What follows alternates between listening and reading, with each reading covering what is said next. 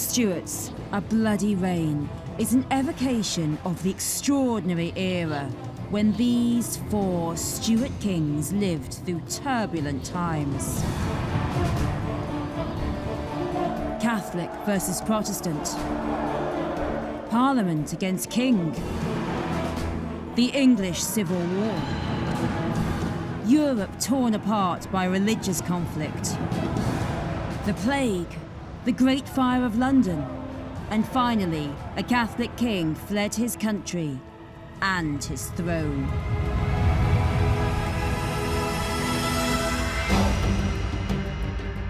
As we reveal their fates, we'll trace the story of another family, the Wynns, who lived here at Gwydir. They were there for the great events of the era, and their fortunes rose and fell with that of the Stuarts. James I inherited a throne through his mother, Mary, Queen of Scots. This would bring the two kingdoms together, but at such a bloody cost. I admire James I. I like his intellect and his inquiring mind. He was somebody who was very curious about life, a man who was trying to make sense of the world. I think it's very important with James that he felt himself committed to promoting unity of his peoples, the peoples of England, Ireland and Scotland, unity of Europe and the union of Christianity itself that might even reunite Protestants and Catholics. Charles I, the reluctant king, pushed into being the heir because his brother, the magnificently suitable Prince Henry, had died. Charles struggled to be the king that everyone longed for. Through history, we think Charles I lost his head, having lost a civil war. But we forget the years when he was seen as the luckiest monarch in Europe. He was a highly sophisticated king. He really put British visual culture on the map, both in terms of what he commissioned in the form of Rubens and Van Dyck, but also what he collected. Charles II, the restoration would bring unity and glamour back to the country. The people were worn out by the austerity of Cromwell and the parliamentarian era, and ecstatically welcomed the new king.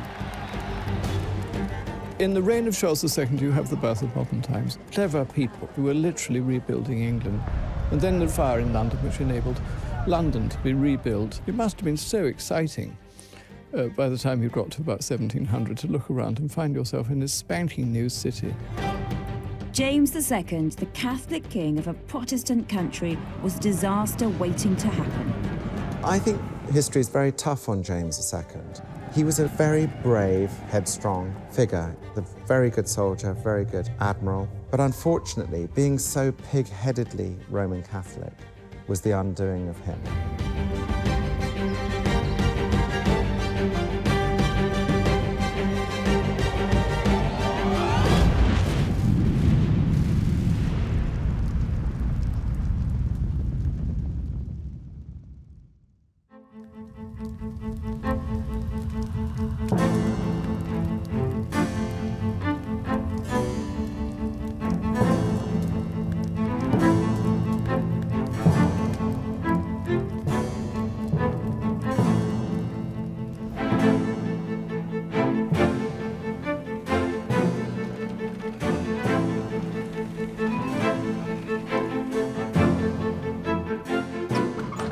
In the autumn of 1605, a letter arrived here at Gwydir Castle for the owner, Sir John Wynn.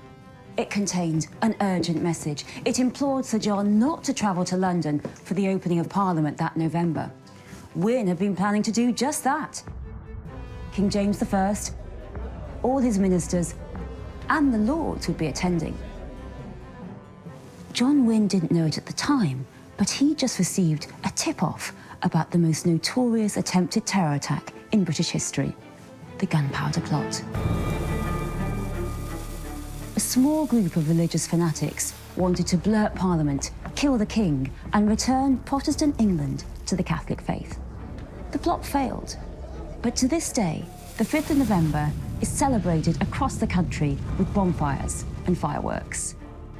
But there was far more to King James I's rule than gunpowder, treason, and plot.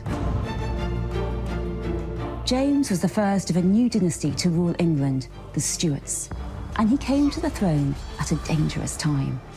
Britain was divided as never before, between nations, between religions, between rulers and the ruled. Rebellion was in the air.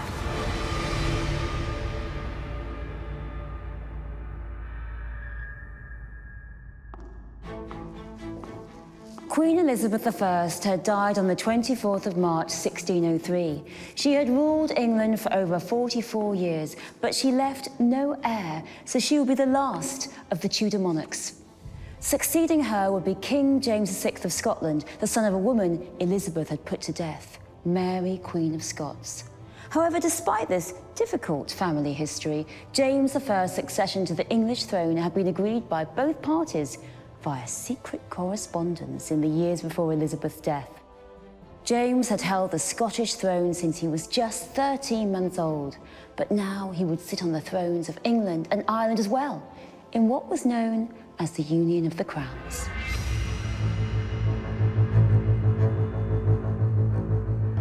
We are here at the Charterhouse in Smithfield, London.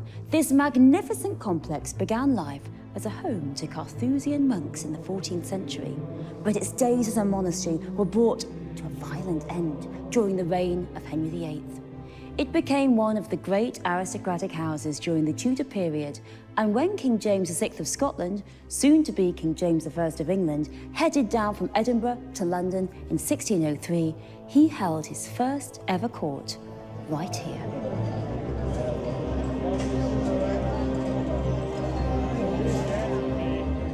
James had been invited to do so by Thomas Howard. Howard would be rewarded with the title of Lord Chamberlain in the new King's government. Charterhouse is now a palace of the Howard family. Suffolk, resident there, is related to the man who had tried to depose Elizabeth in favour of James's mother, Mary, Queen of Scots. So the Howards are people he knows are loyal to him, and it seems to him that he's going to make him Lord Chamberlain, the head of his household, the man in charge of the everyday management of the court, that he's a crucial figure and he should be given priority when it comes to meetings in London and where he's seen to be. James had been greeted by huge crowds of enthusiastic supporters as he made his way down from Scotland. But things turned sour almost as soon as he reached London and held his first court here at the Charterhouse. The original monastery built on this site was constructed on land that had been used to bury the countless dead from the Great Plague of the 14th century. Of course, the threat of another outbreak always remained, and it just so happened that the dreaded disease returned with a vengeance almost as soon as James arrived. It hampered his plans for coronation, and for many of his citizens, it was a bad omen about his reign.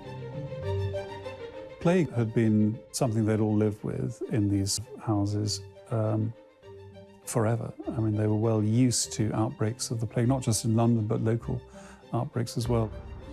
Those that don't like James think it's a judgment from God. Those who do like James think it's an unfortunate recurrence of the plague. There's apprehension because he's a foreigner, because the English on the whole don't like the Scots, and because they're worried about a Scottish takeover. And James has to balance that very carefully, because if he doesn't want to become a purely English king, neglecting his original kingdom to the north, but neither does he want the Scots to take over. And he does, initially particularly, a very good balancing act. James knew he had to be especially careful of usurpers. His father, Lord Darnley, had been murdered, and his mother, Mary, Queen of Scots, had been executed. He'd faced attempts on his life while ruling in Scotland, and this didn't change in England. Almost immediately, two plots were being made to remove him from power. The main plot, the by-plot. Sir Walter Raleigh, one of Queen Elizabeth's favourites, was even involved in the conspiracy. But it was the Gunpowder Plot of 1605 that would come the closest to eliminating King James I.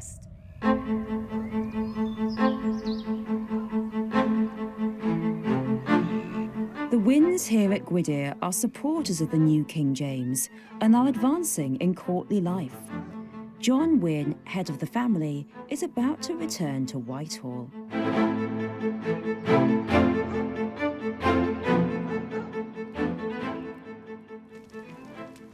Attending Parliament would be injurious to my health. Richard, what meaning do you impute to that? Come on, boy. He is your physician. Ah, the city heirs will be feted, of course, and all manner of thieves and cutthroats will dog my journey, with plenty more to be found in Parliament besides. But ever before was it thus, and no letter then from my dear friend the doctor. Some new peril lies behind this innovation. One that strikes a Parliament and even the King. Aye. Should we warn His Majesty?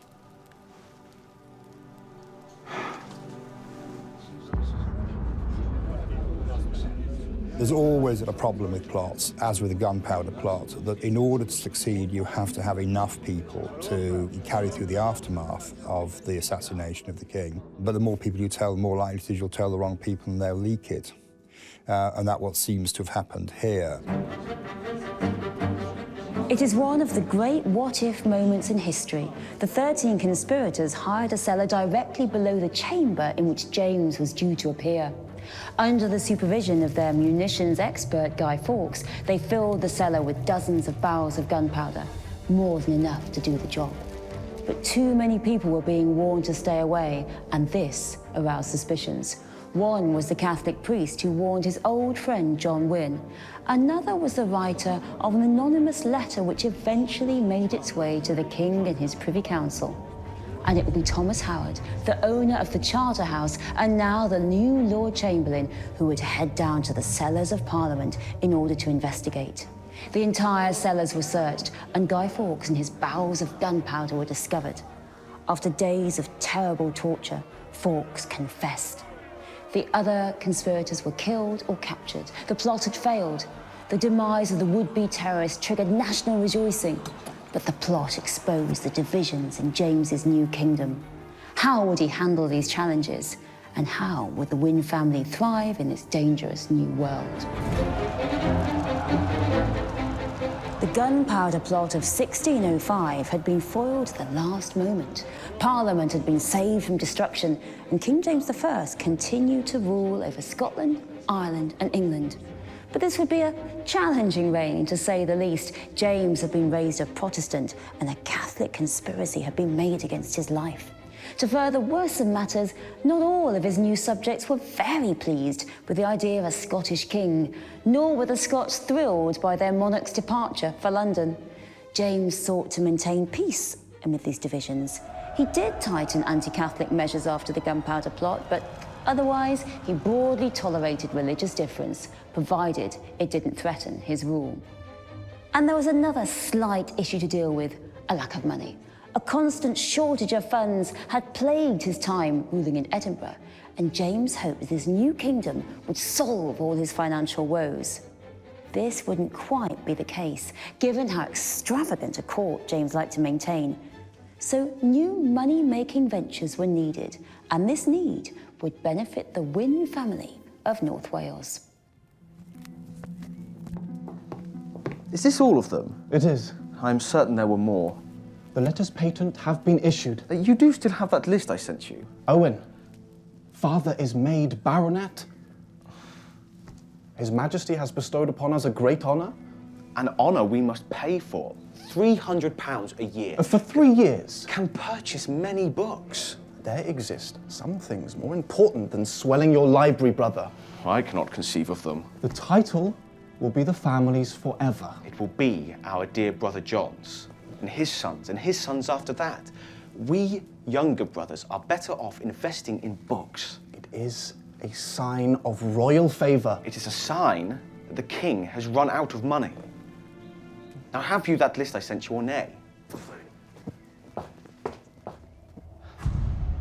The Wynnes of Gwydir are perhaps the very first to get the baronet, which is a new hereditary knighthood at the James Institutes. You see, that's a very good way both of giving people a higher honour than just being an ordinary knight, and of course it's a money raiser because you pay for the privilege of being made a baronet. Sir John Wynne was one of the first baronets, and the reason was that he was perceived to be the senior knight of Wales, really. There were two of Wales, one from the south, Sir Edward Stradling, and one from the north, Sir John Wynne. And I think it was self-evident when they put the lists together that his extraordinary dominance in all public affairs in North Wales meant that he was going to be on the list. He's very much of the period in that he's canny, acquisitive, he's very intelligent and very well educated, but he's carving out an empire for himself at a time when other people are doing similar. So there are a lot of heads being trodden on to get where he is, and that means there's a lot of jealousy, a lot of envy from his contemporaries, particularly his neighbours.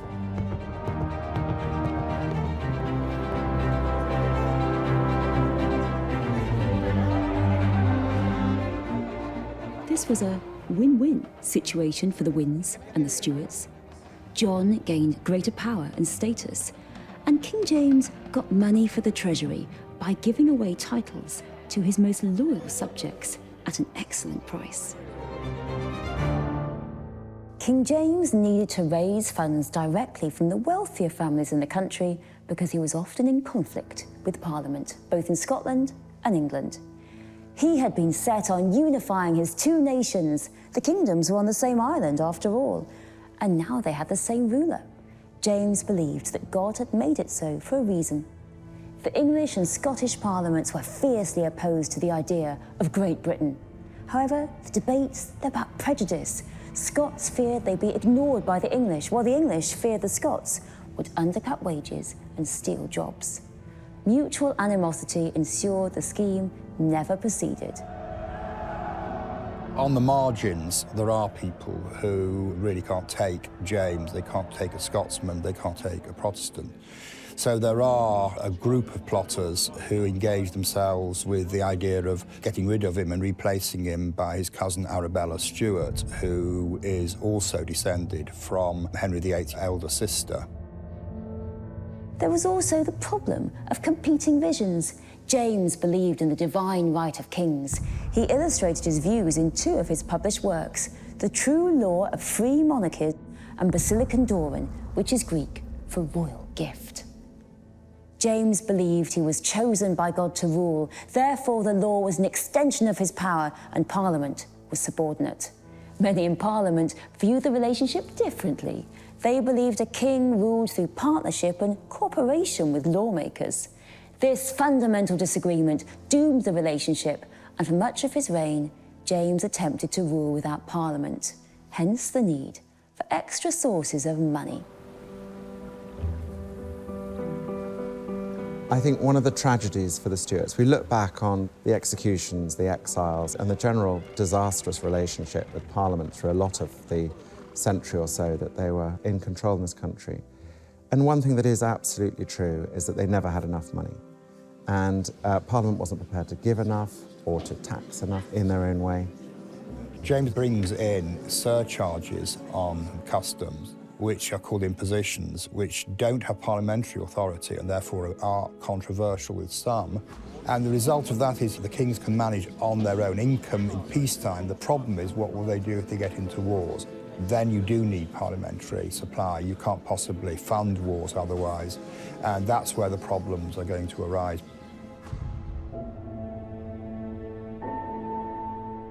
James was struck by the greatest tragedy that could befall a man who believed in the divine right of kings, the death of his firstborn son and heir.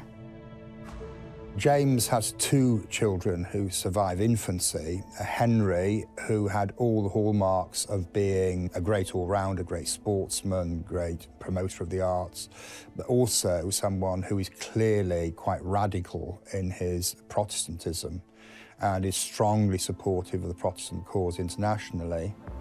Henry dies in a rather unwise exercise of athleticism by swimming in the Thames and getting typhoid from the water.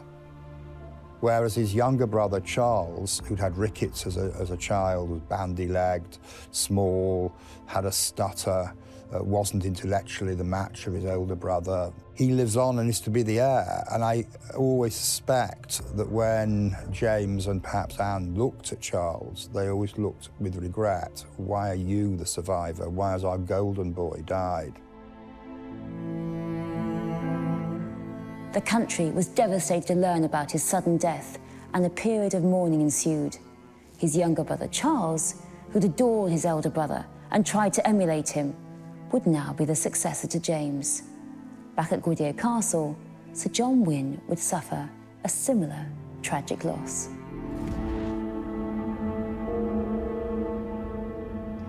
Not long after the death of the heir to the throne, Prince Henry, devastating news arrives from Lucca in Italy about the passing of the Wynns' eldest son, John.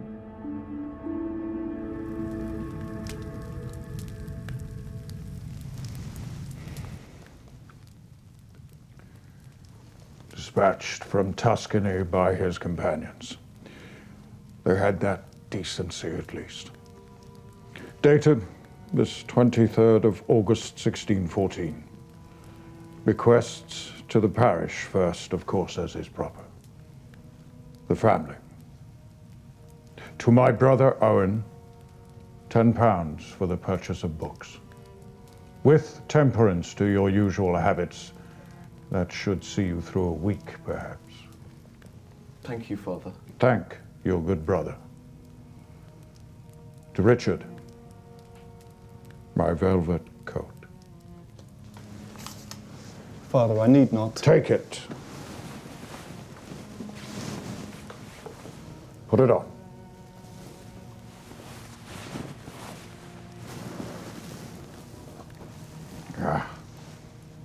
It's interesting that, of course, James I loses his eldest son, Prince Henry, and Sir John Wynn loses his eldest son, Sir John Jr. So that they're both in the same sort of position in that sense, where the second sons have to take over. So it's interesting that Sir Richard takes over that courtly role and ends up serving Charles, who is himself the number 2. The Wynn family and the Stuarts grew ever closer as Richard Wynn was appointed groom of the bedchamber to Charles, the new heir to the throne, and would join him on a wild and highly secretive voyage to Spain. But for now, both families were in deep mourning. Richard, I must make ready. I am required at court. Stay a day or two, for mother's sake. I serve the young prince. I hear he is a fine marksman now. Tolerably so. And a better rider than most. He stammers yet and speaks too soft. But his efforts, I am certain, gladden his father.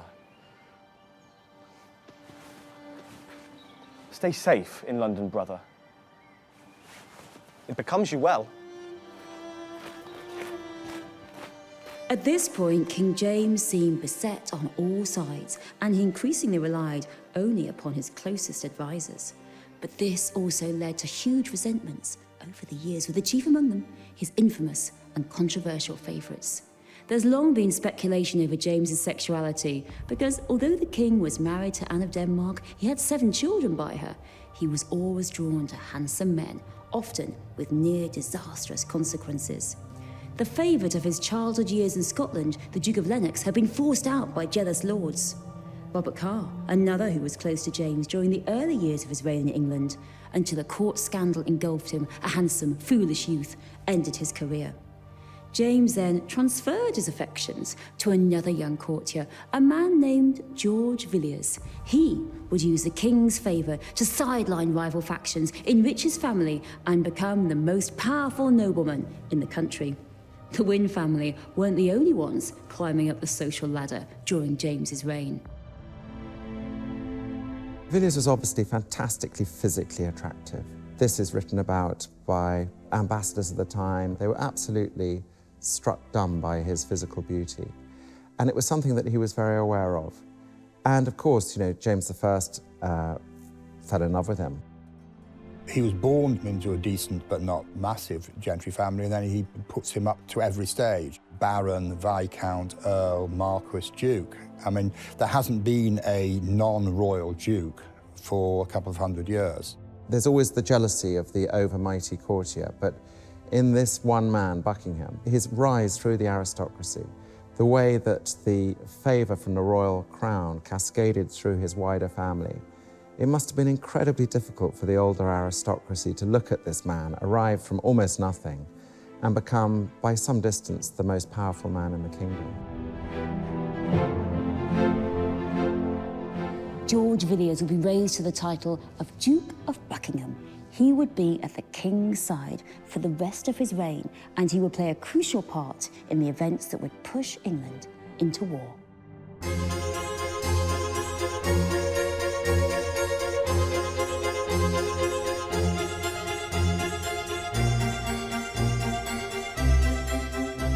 We're here at the Queen's House in Greenwich, a magnificent building designed by the greatest architect of his era, Inigo Jones.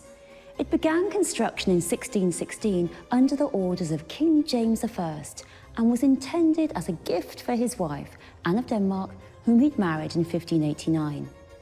But Anne would never see her finished Queen's House. She fell ill soon after construction began and died in 1619. Anne's a mysterious figure emblematic of the challenging religious era in which she reigned. She had been raised a Lutheran in Denmark, but it's possible that she may have secretly converted to Catholicism at some point in her life. She infamously refused an Anglican communion at her coronation in England. If Anne did convert, well, even a queen had to keep it a very tightly guarded secret. The lure of the old faith seems to have been present for the Wynne family at Gwydir Castle as well. But being a Catholic was a very dangerous endeavour. Father.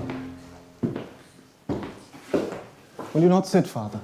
I am not yet so infirm, eager though you may be for your inheritance, some wine. Of course. The Prince still pins hope on the Spanish match. He has a portrait of the Infanta he much admires. Enough of the Prince's fancy. What of the King? He too remains set. I wrote of this in my letter. You lack your brother's memorable expression. And the dowry? 600,000. Utile dulci. The pleasing and the useful. Ah, the money spent on your schooling were not all wasted then. We know very little about their personal beliefs religiously because this is such a dangerous time. You're not going to wear that. I think we have to read between the lines. I think it's pretty clear that his wife, Lady Sidney Wynne, she certainly came from an old faith family, the Gerards of Lancashire. I think it's pretty clear, reading between the lines, that she remained Catholic, but it was a secret. She was a crypto-Catholic. She is to be allowed mass for herself and for her household, the Infanta. Should the contract be made? She will not be queen. A papist alone England could suffer, but not a Spaniard too. Many in court favour the match. Until the tide shifts. And then marvel at how forgetful of his past a man can be. Yes, Father. Do not turn papist, Richard. That was your dear late brother's mistake. You keep that faction at a clear remove. Do you understand me? I think one of the extraordinary things about the House of Stuart is that the whole tragedy of Catholic versus Protestant is contained within this royal house. It was never resolved, the question of whether England should become a Catholic or a Protestant country. You'd think, if you were a modern person, particularly if you weren't religious, but you just liked the idea of the Church of England and its inclusiveness and its beautiful music and its ceremonies, that this would have been the perfect compromise between the Protestant religion and the Catholic faith. In fact, it was even more divisive.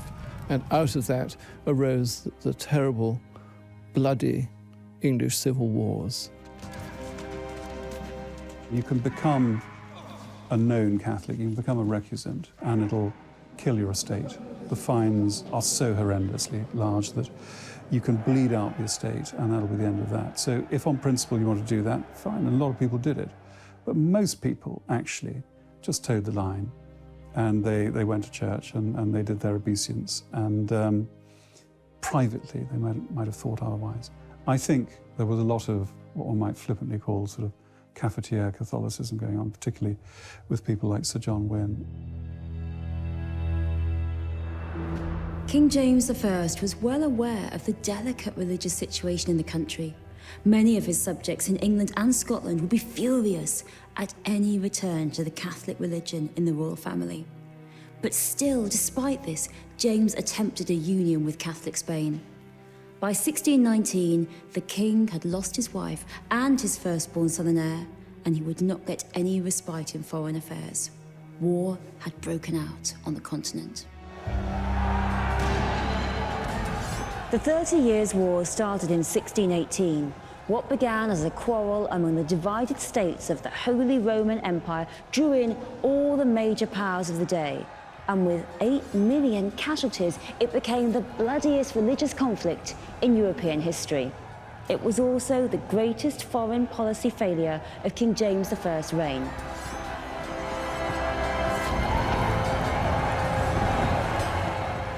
I think for the British living across the sea from the 30 Years' War, it must have been a very frightening spectator sport, especially with the propaganda coming back from both sides. It resonated very much over here that this sort of absolute catastrophe could happen here through religious bigotry. I think it was something that the English looked at askance and thought, we just cannot have that here. James was a peacemaker. He had ended the long Anglo-Spanish War soon after inheriting the throne, and he had grand hopes of securing a lasting peace in Europe. To do this, he began negotiations to marry his heir Charles to the Catholic Infanta of Spain, Maria Anna. The protracted talks were unpopular with the English Protestants. James, however, was more tolerant of religious differences than many, and he persisted. He believed binding England and Catholic Spain together would help secure peace in Europe. The 30 Years' War confounded all those hopes. It was a conflict the king could not ignore because he had a personal stake in it. His daughter, Elizabeth, she was married to the Protestant Frederick V of the Electoral Palatinate, a pivotal figure in the early years of the war. England is requiring that the Spanish drive their cousins, the Austrians, out of the lands of James's daughter and her husband in the Palatinate, and that you're just asking too much. Rome is asking too much, and that Rome is expecting the children of the marriage to be brought up as Catholics, and James and Charles can't deliver that. So both sides were willing to make a deal, but only on their own terms, and the gap between them was simply too great. After the catastrophic defeat of Elizabeth and Frederick's forces at the Battle of White Mountain outside Prague in November 1620, James had to intervene. But war was expensive, and money had long been a problem for the English crown. James recalled Parliament, but the meeting was fractious and the MPs were more interested in investigating abuses by James's government than giving him the cash he wanted. James soon dissolved the meeting, as he had done so often before. He now had no choice but to rely on his diplomatic efforts. The Spanish match for his son was the only chance he saw of diffusing the conflict and helping his daughter. Negotiation with Madrid began again, but at the same slow pace as before. Frustrated by these constant delays, James's favourite, the Duke of Buckingham, and his son, Prince Charles, made an extraordinary decision.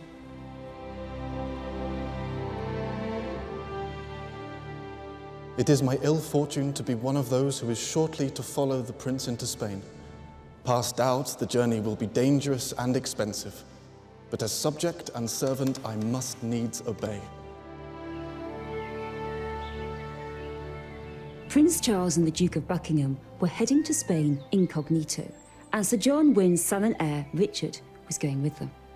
In February 1623, this group left England in disguise for a potentially perilous journey across Europe.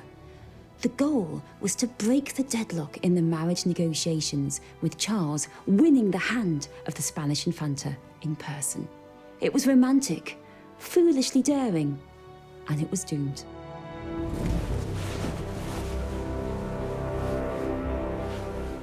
In the spring of 1623, Richard Wynne, the heir to the Wynne estate, was travelling to Spain, along with Prince Charles, the heir to the throne, and the Duke of Buckingham. Richard wrote back home to Gwydir that he did not care for Spain at all. Richard's letter is full of fascinating insights, but there's one I really wanted to read to you. The group encounters a Spanish Jesuit priest who is preaching to the crowd.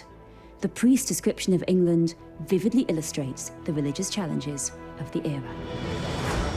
Henry VIII, King of England, until whose time the subjects there were obedient children to their mother church of Rome, having many famous martyrs that suffered for the cause, as Sir Thomas Becket and Sir Thomas More, and diverse others.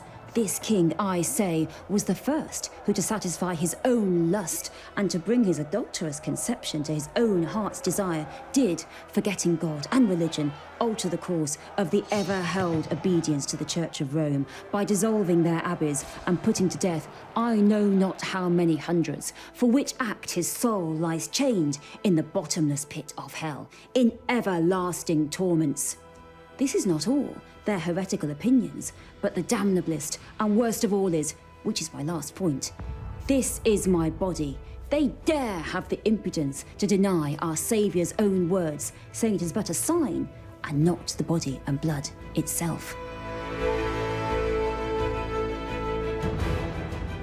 Prince Charles wasn't likely to have much success on this Spanish sojourn. The Spanish trip was an extraordinary fiasco, really, and marvellously amateurish and silly. It was like a sort of adolescent jape in some ways. To think that this would be anything other than a diplomatic disaster, which of course it was pretty naive. But off they went, Prince Charles and Duke of Buckingham, and of course Sir Richard Wynne. Sir Richard had a very low opinion of Spain. He said there's no land worth speaking of, and the worst counties of North Wales are better than what he saw in Castile and Aragon. I mean, he's quite dismissive of it. But they have all sorts of adventures, and of course, the one thing they don't come back with is any sensible deal on the Infanta's hand.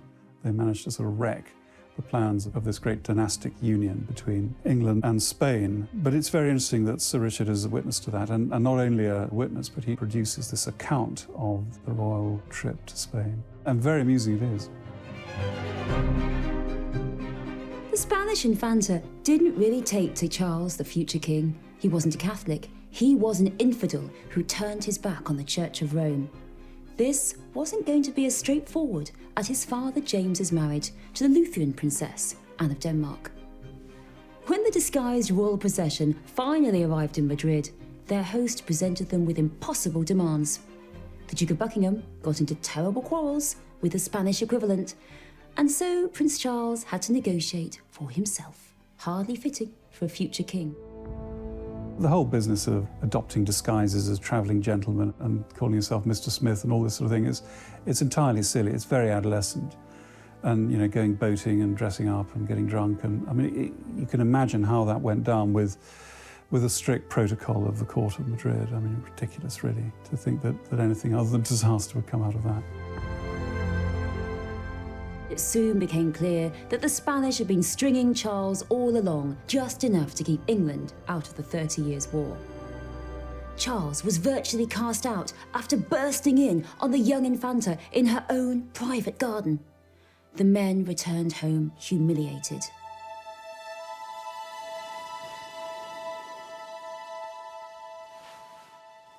The heat between those hills was such we thought ourselves in stoves. Yet at their heights we walked on snow, and colder it was than England in the midst of... Lank as shot and herring. They feed you not over there? At issue was not the quantity of fare, but its nature. Castile and Aragon together are not worth the meanest county in Wales.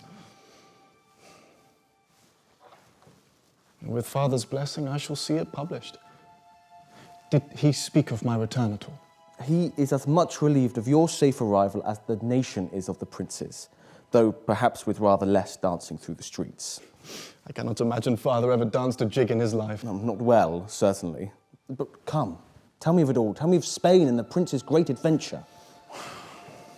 You despair of the English court, brother.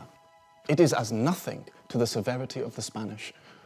The prince had convinced himself he was in love, but all chance of speaking with the Infanta was denied him.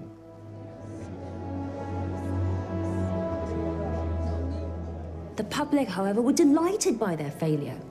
Eager to court this and embittered by their time in Spain, Charles and Buckingham switched sides. They pushed the reluctant James towards war with Spain. Parliament was summoned once again. This time, its anti-Spanish fervour was equalled by many at court. Despite this combined pressure, James still refused to go to war. But his ability to control events was diminishing. James was dying. Courtiers looked to the future, to Prince Charles, who would soon be king. By his side in his endeavours was Sir Richard, who would be promoted to First Gentleman of the Bedchamber. The Wynns had lost their firstborn son and heir at the same time as the Stuarts, the royal family. They were about to lose their patriarch at the same time as well. Sir John Wynn was also succumbing to the ravages of old age. 27th of March, 1625. Dear Father, the King died this day at noon. He had been sick a fortnight with tertian fever. The stag that was dead yet lives. The young King was proclaimed this evening. He has promised he shall deal with me nobly, and I do believe a great office will be mine. I hope this letter finds you well and recovered of your recent sickness. Know that I endeavour each day to be worthy of your example. Your dear and loyal son, Richard.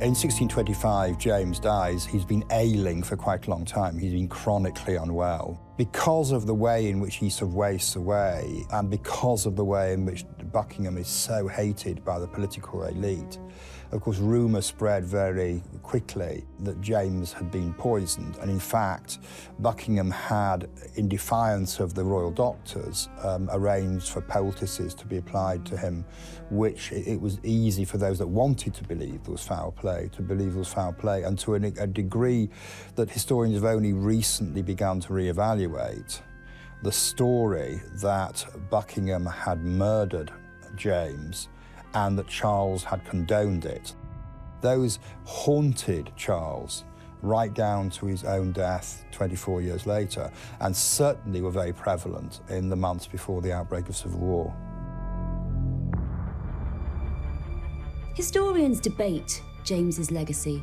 To some, he's an intelligent, a flawed man who brought peace in a time of extremism. To others, he was stubborn, extravagant, and his belief in the divine right of kings sowed the seeds for his son's own clashes with Parliament and the bitter English Civil War that was to come.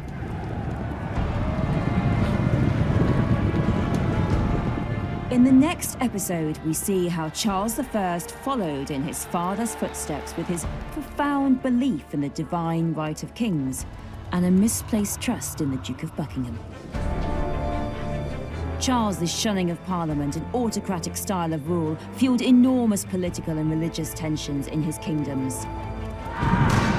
A civil war would break out across the British Isles, and in the end, the House of Stuart would fall, and a Commonwealth, headed by a commoner called Oliver Cromwell, would rise in its place. The fall of the monarchy would be a nightmare for the Wynn family of North Wales. They would have to fight to survive in this new puritanical era. England, Wales, Scotland, and Ireland would never be the same again.